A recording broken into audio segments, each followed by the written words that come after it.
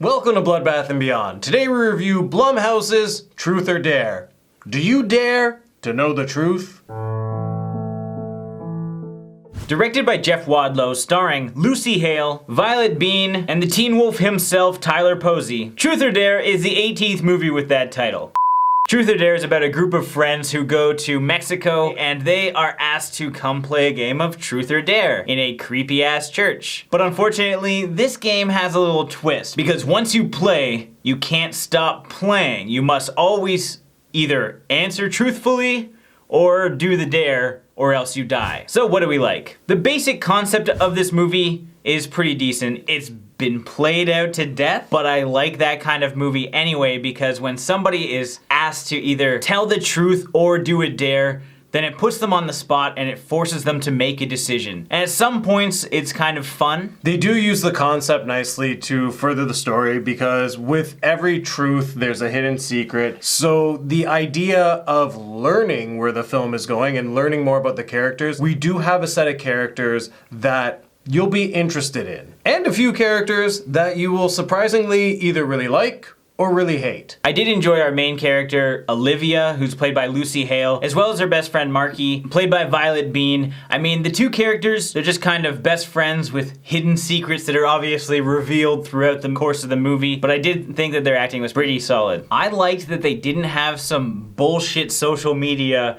randomly created for this movie. People are using Google, people are using YouTube, and people talk about Snapchat. I'm just glad that they didn't have something called face space. That shit drives me nuts, and thankfully, I think teens will be able to relate to this. Now, what didn't we like? To play off the social media aspect, this movie was designed simply to create a Snapchat filter because of the stupid expressions on the people asking truth or dare to all of the people in this movie. You know, at least we can be thankful they didn't go the route like with the Gallows where we had that like Charlie game going on and people were doing that forever. They could have did a better job with these effects. It was downright cheesy, and anytime you saw a person just like give that grin, you're not terrified. If they had somebody that wasn't smiling like an idiot, it could have been scary. Unfortunately, there's one scare in the entire movie with like an old lady, and that's it. The rest of the movie is just not scary. This has been overdone. The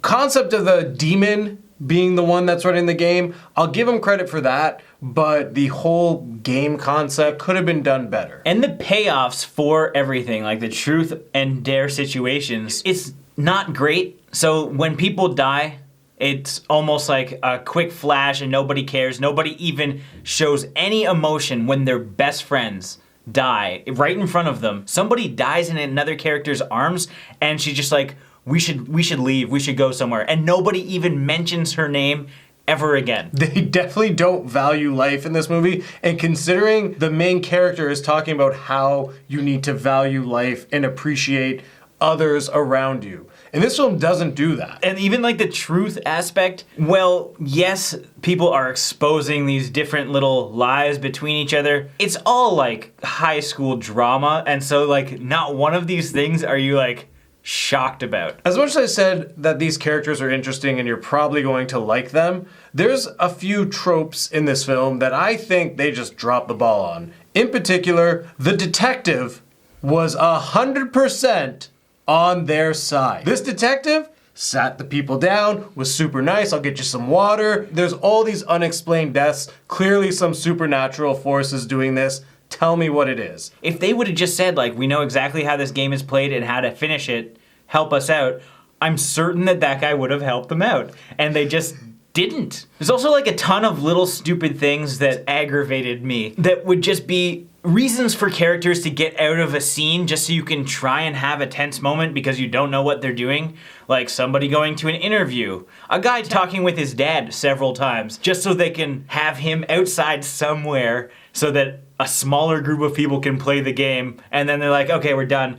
We can bring that guy back in. This happens multiple times in the movie, and it's just so frustrating. And can I point out the biggest loophole in this entire film? The whole purpose of the game is to go in order unless someone dies. Carter's turn was consistently skipped. Carter locks himself up thinking that, hey, if I don't have any human contact, I don't have to play the game. But early on, it's established that Lucas, walking by himself, is forced to play the game because they burn Truth or Dare on his arm, so he would have to choose which one he wants to play. The logic in this film was just tossed out the door right at the beginning. And they tried to give you logic, and that's the problem. The ending is also kind of garbage. Everybody's gonna know exactly how it should end and how it does end. And there are a few things like closer to the end that don't make any fucking sense. I don't understand why they changed the logic of the game in the last 3 minutes of the movie, maybe to try and make it a little more intense and maybe to up the body count. This is one of those few movies that I almost walked out of, but I couldn't because we had to review it. But if I was watching this by myself, I would have left like 45 minutes in.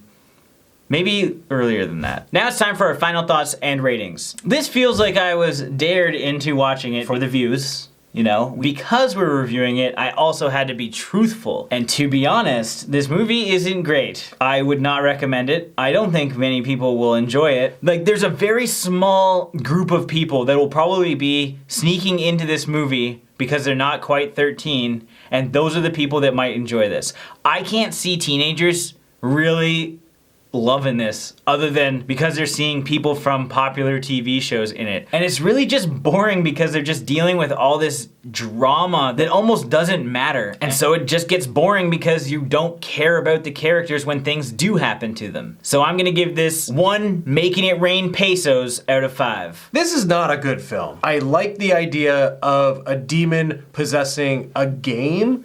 I just don't think they did a good job playing this out because the rules, they kept changing, the situations were not tense, it wasn't scary, and this has to be some of the worst demon faces I've ever seen in my life. It's really not worth checking out. It's meant for teens, but teens aren't going to enjoy this as much as Blumhouse thinks they will. So with that being said, I'm gonna give this film 0.5 failed missionaries out of 5. As always, thank you for watching. Like this video and comment below with your thoughts on the film, and be very truthful. Did you like this? And if so, why?